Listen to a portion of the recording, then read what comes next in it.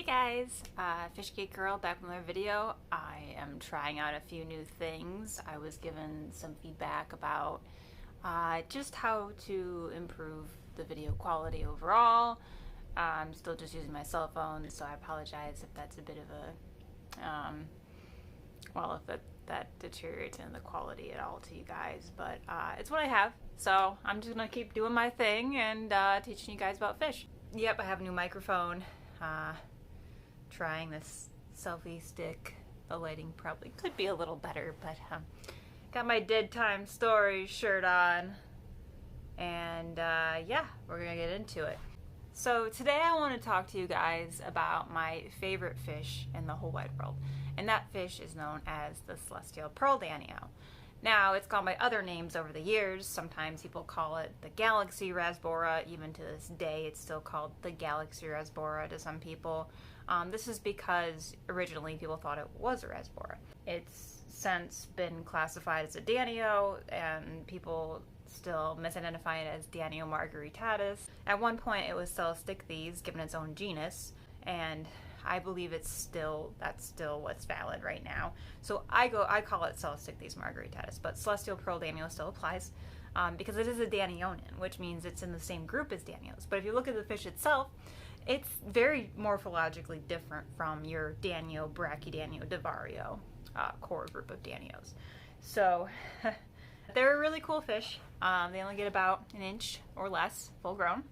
They hit the scene in the hobby around 2006. Pictures started circulating and people went crazy. The prices were pretty high for them originally. And then, you know, there was talk that they were over-harvested in the wild. They were known from one location in Myanmar, kind of a high elevation pool. Since then, they have been found in other locations, but that's neither here nor there because wild-caught animals are basically non-existent in the hobby. Now, I was lucky to get my first group of these guys when I was 16 years old in, oh goodness, probably I want to say right when they first hit the scene in the mid-2000s, so maybe like 2008-ish. So I was pretty privileged to have them, and I bred them pretty quickly. Zebra danios, fun fact, were my first ever egg scattering fish and one of my first spawns ever. So I got hooked on danios pretty hard, and then the celestial pearl danio really captured my heart.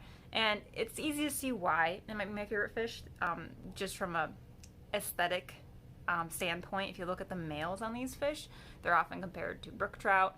They are bright red fins and blue with like white spots. The spots is where they get the margaritatus. It means like pearl, like pearled spots. So they are a gorgeous fish and well suited for nano tanks. And I find that they, like I said, they do breed very easily without prompting.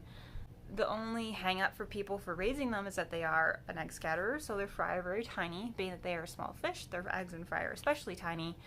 And, you know, so you have to have the right first foods for the first couple weeks of their life. They won't accept brine shrimp right off the bat. They will eat their fry if you don't remove them, or if the tank isn't heavily planted, none of them will survive. One thing to keep in mind with these guys also, they had to be cooler temps. No heater. I would never put a heater with them. Low 70s is perfect. I don't fuss around with the hardness at all. I keep them, honestly, 7.5 to 8 pH. I kept them in well water with like a hardness like off the charts. Like if you don't hardness off the charts, they don't care.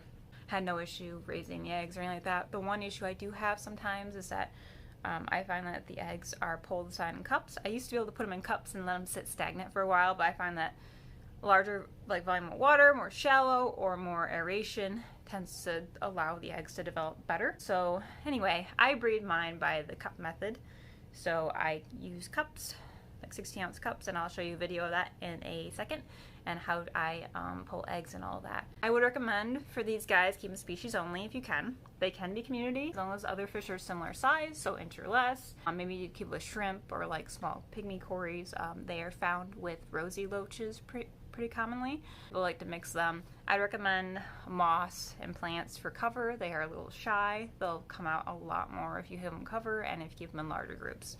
So they are a schooling fish, and they like to be, honestly, 10 plus groups if you can. For the diet for the celestial pearl danios, they should be fed primarily small live and frozen foods. They can be fed crushed flake. They're omnivores, but they're more eating like small plankton and invertebrates. So I do baby brine with all my adults.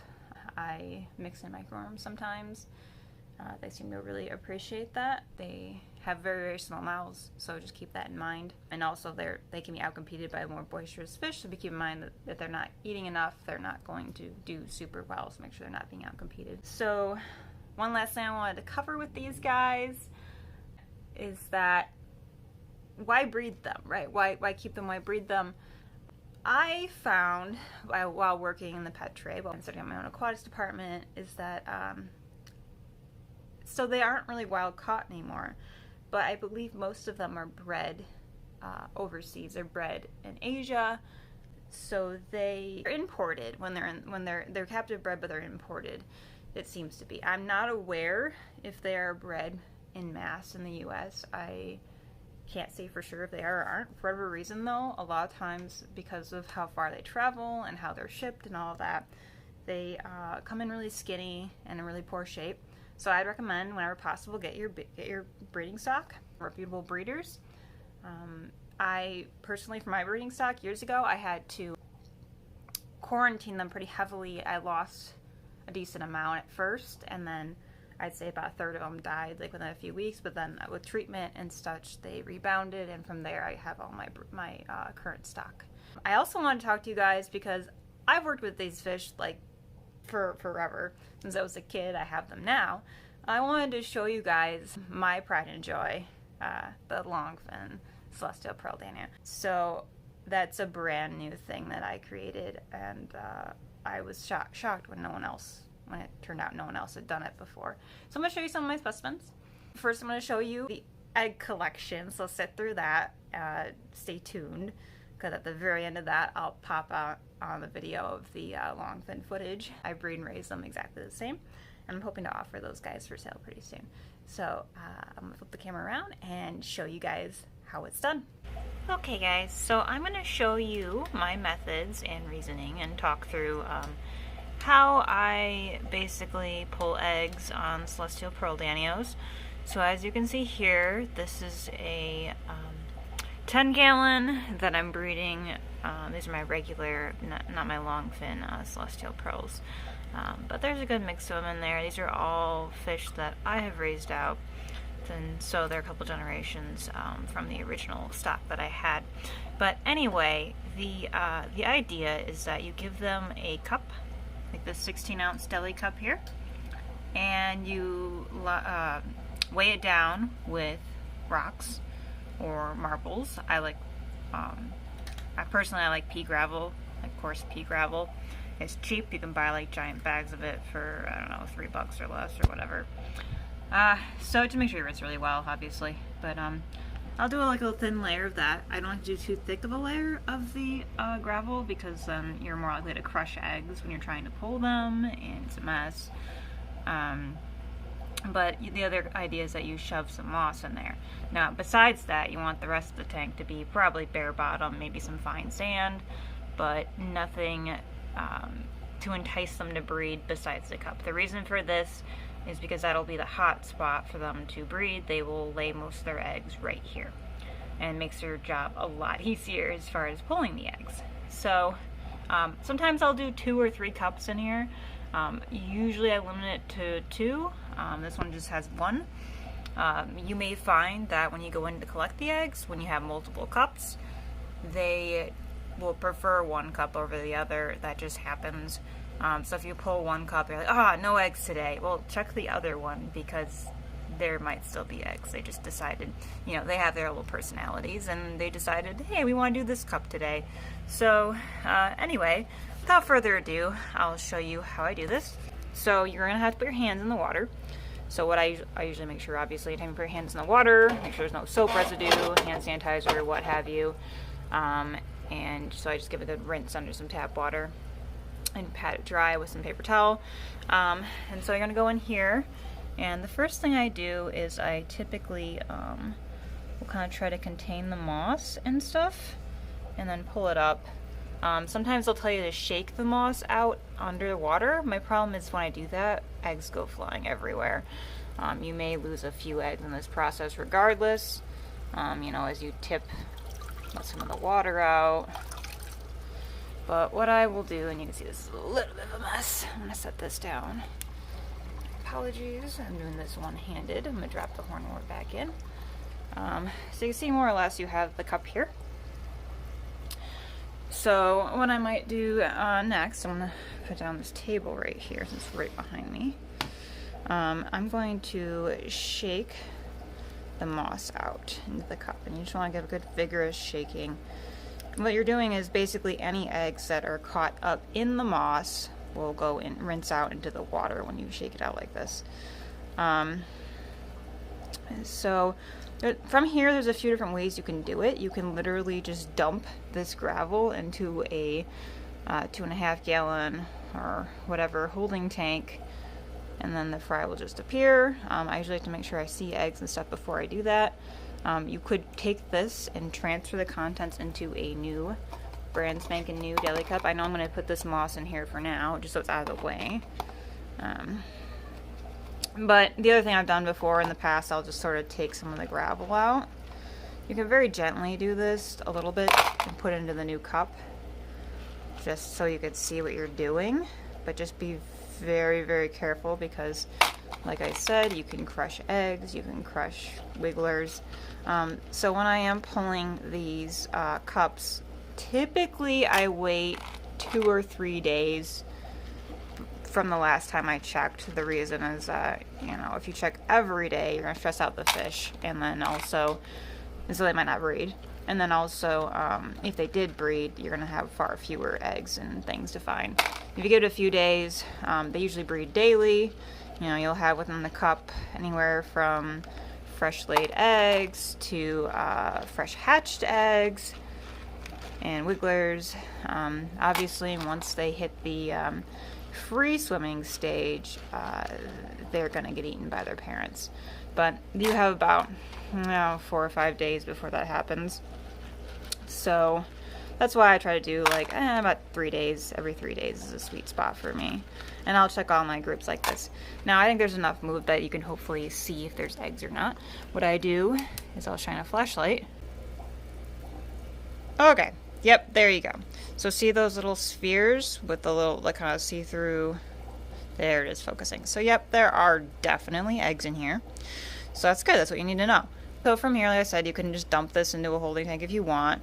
I like to sort of sort the eggs and fry and whatnot. If you're doing something like that, what you might do is continue removing the rocks and then use a pipette to remove the eggs. But this cup is more or less good. I'm probably going to take it as is, and then I'm going to return this cup to the tank for more breeding. I got a little red ram's horn here. The snails don't care. They're not going to fuss with your eggs. So yeah, I'm going to put a few more rocks in here. And like I said, you just want like a thin layer on the bottom. So this is good to go. And you'll pop it back in and go on your merry way collecting from your other groups. Or if that's it, then you're done for the day. Okay, real fast and dirty, and yeah, the tank is dirty. I'm going to show you one more little trick I have. So this is a different breeding tank. I actually have some Pseudomugo lubinatus in here, and my celestial pearls. So here's the cup. I've already pulled the moss, put it in an extra cup, and here's another method I want to show you. So what you can see here is that sometimes you can kind of shake it up a little bit and pour off some of the water into another cup. So that's what I have here. So what I do is I can just sort of shake this around and then pour, and you'll see like eggs and stuff start going in there, and you can just sort of shake it like a salt shaker, and bam, you're pouring off eggs. And what you can do is that continue doing that for a little bit.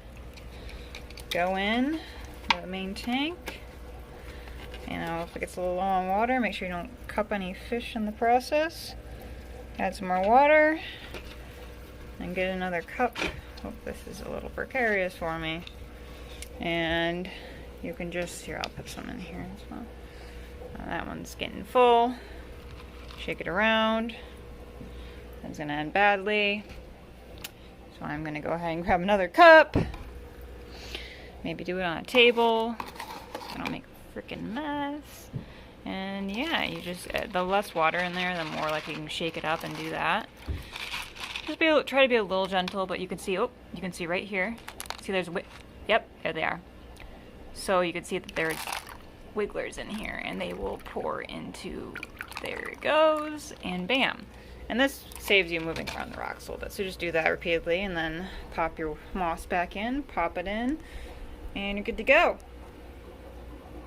So now that you've seen how to collect eggs, I'm going to show you my longfin babies. See those boys? So this is a group of strictly longfins. I originally had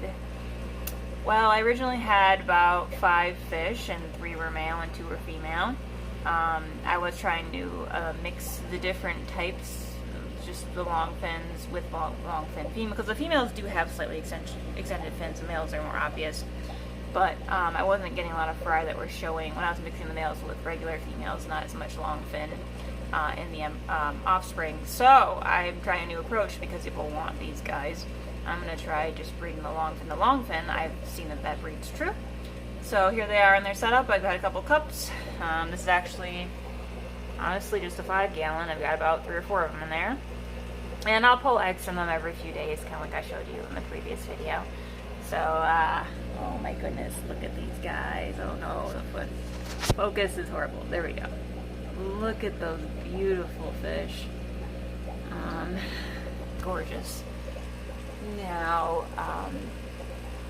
I'm going to go flip this around and show you my other group of longfins. Now, this is kind of a hodgepodge. This is also a 5-gallon. And these are primarily just a couple longfin boys with a mix of females, and this is just to get a little more diversity in the stock. So we got that going, and I just set up this group in a 5-gallon yesterday, and I'm trying something out where I'm putting, this is a slightly extended longfin male. I was able to find a few other longfins in my stock, but they were not as pronounced as the original ones I found. But they're still nice, longer than normal fins. And I got this male with a couple of girls that are what I considered pretty colorful. There's one right there. The females are pretty high expression in their anal fin. So normally females don't have a lot of color in their anal fin, or really their fins at all. And I'm trying to mix in a little bit more pattern and things and see if I can get a longer fin female with like really pretty fins. So that's something I'm playing around with. And last but not least, I'm going to show you my little fry rearing operation. So these guys, I feed them. When I worked at the zebra danio lab, I kept zebra danios. Like, there's actually old labels. These are from that lab. They didn't need this equipment anymore, so they'll take it home. These are celestial pearls, and I feed them, you can see on the top a little bit, I feed them Sarah Micron, and I feed them golden pearls 5 to 50 micron once or twice a day.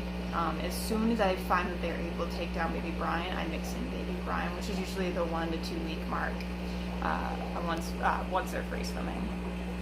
And so yeah, I've got some older fry. These are static systems. I'm playing around with this. I did find that I mean, there's cons to it. I think whenever possible, a sponge filter is a good, there's some rice fish mixed in here, but a sponge filter is a safe bet.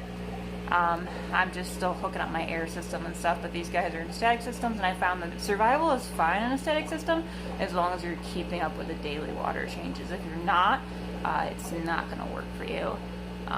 But for water changes, I use the airline tubing and just suck out the stuff on the bottom. Keep an eye out for Hydra. Hydra will definitely take these babies down. And one last thing, I just pulled some eggs today, and I have to figure out what the heck to do with them, but I threw them, the ones I showed you, in here. I literally just kind of poured the cups in, and you might not be able to see in here too well, but there are wigglers and eggs. So yeah. So now you've seen some footage about how I keep celestial pearls, how I breed them, some of the exciting things I'm working with as far as my breeding stock. They are my favorite fish, and I really, really think anybody who has a room temperature 5 gallon, 10 gallon, honestly 10 is better, but I do with 5 gallons, got some space for just that. You can have your own celestial pearl danio breeding factory. It's pretty easy. I think they are fabulous fish. There's consistent demand for them.